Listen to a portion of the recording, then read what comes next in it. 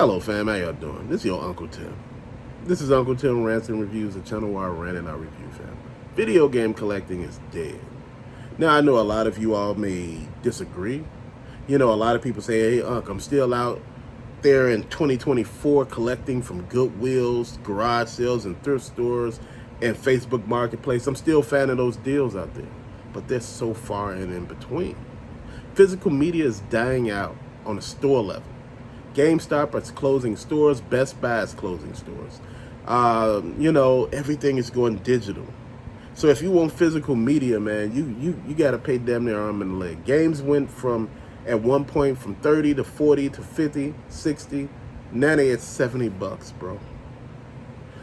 I was looking at some Nintendo Switch games, man, and I was looking, and they were on Amazon. They were going for 90 to 100.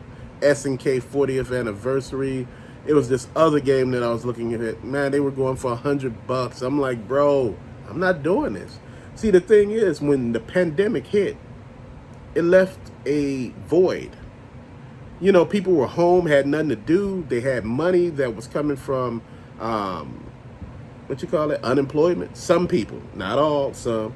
And they actually had money to spare. They made more money on unemployment than they did at their jobs. And what was happening was they didn't have to pay rent. They were buying games and Funko Pops, action figures, but the most people were getting through their days playing video games. You had kids at home, parents at home, so the games really helped out.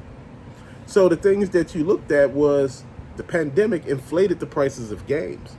Now that the pandemic has been gone for what? It ended in 21, 22, 23, 24. We on the third year, basically going on 3 years that the pandemic has been over. Those prices of games have dropped. NES games were at a premium.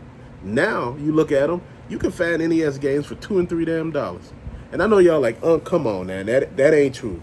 Man, please, you can find NES games for $2 and $3. During the pandemic, even the most horrible games were damn near $10 or $15. Now,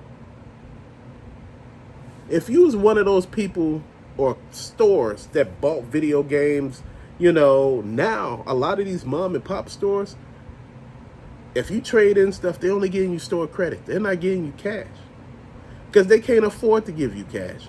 A lot of these stores are suffering right now. They're sitting on inventory. People are not buying. People are out and about living their lives, man. And to be honest, what you thought was going to happen? That pandemic wasn't going to last forever. People were going to be able to move around again. And this is why a lot of people are investing in handhelds or tried and true. You notice Phoenix Resale became GameStop. He got a buy sell list. He got a whole damn app. You notice that Retro Rick opened up a game store, man, which I thought was, in my personal opinion, a bad idea, man, because I was like, you got overhead, which is rent, you got light gas, you got employee salaries.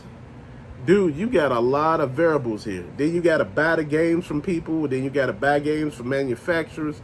Dude, this is a rough situation. When you out here, but if you got partnerships and everything like that, it softens the blow. But video games as a whole, as a market, man, it's just about over. I hear so many people say, hey, high price games is going to still be high price. People still going to pay. People are not paying like they used to. This is the problem that you have. Resellers are sitting on shit. If you looked at Austin Heroics, he has a $10 game challenge. He's here on YouTube. And he talked about something that actually got me. He said, man, my eBay sales are very slow.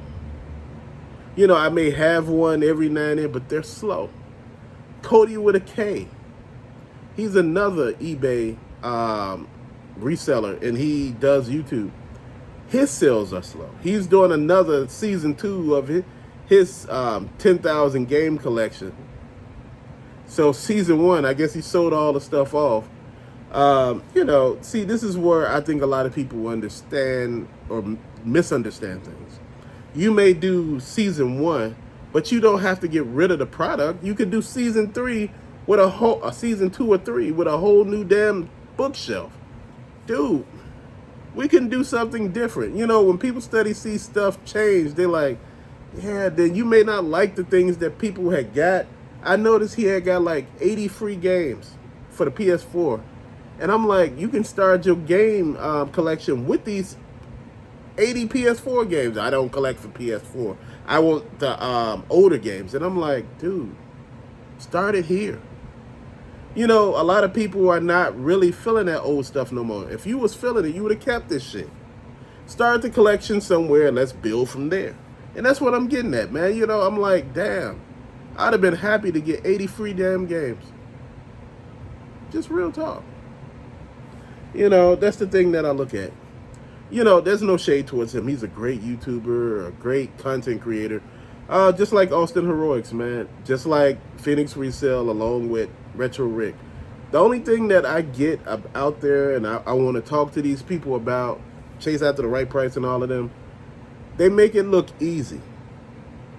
The fan video games and all of that, you know, and you basically saturated the market. When you made it seem like it was overly easy, everybody jumping out there trying to do this stuff. Video games, man, it used to be whereas if you had a video game listed, that shit would be gone before the damn day over. Now it's not. All the resellers that got into it thinking, you know, hey, this is a cakewalk. During the pandemic, it was. They sold action figures and Funko Pops. It was a cakewalk. Gym shoes. People were just buying this shit. Now they're not. This stuff is sitting, and all of a sudden, people are not used to sales where stuff has actually been on the shelf for 2 or 3 weeks. Used to be the stuff used to move in 5 days, and now it's like 2 or 3 weeks. No, people are jumping out now, and they like, look, I don't want to be a part of this. I wanted to be a part of it when it was actually feasible, and, you know, I was making money, man. You know what? This is where we lose each other. Collecting is not always a given. It's not going to always be a good thing. Sometimes it's going to be a really bad thing, man. And it's the real world. But I want to make sure you understand that.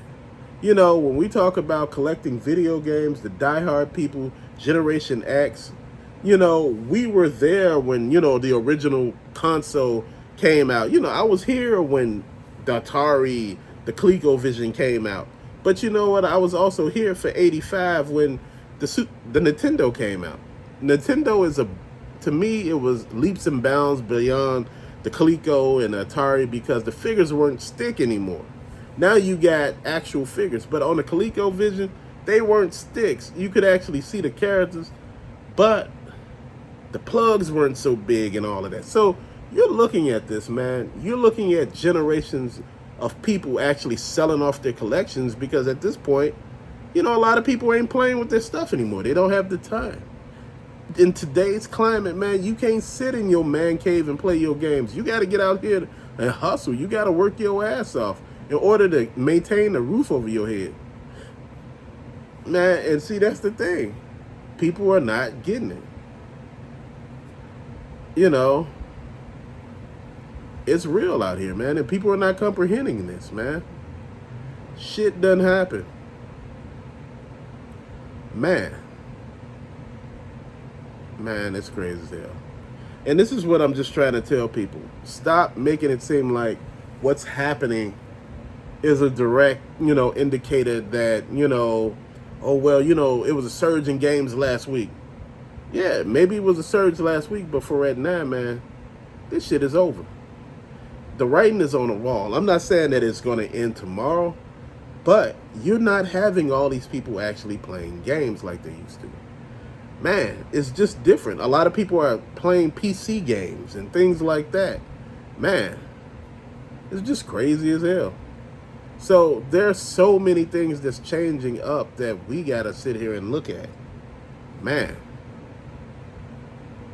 But to later, fam, thank you for watching. Peace out.